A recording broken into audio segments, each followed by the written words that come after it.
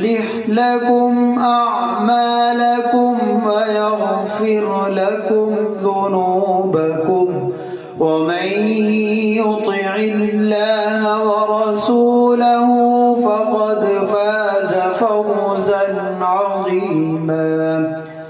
إنا عرضنا الأمانة على السماوات والأرض والجبال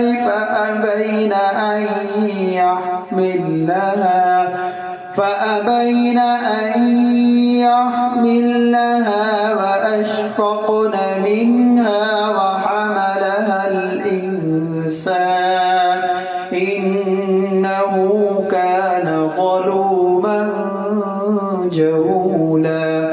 ليعذب الله المنافقين والمنافقات والمشركين والمشركات ويتوب الله على المؤمنين والمؤمنات وكان الله غفورا رحيما.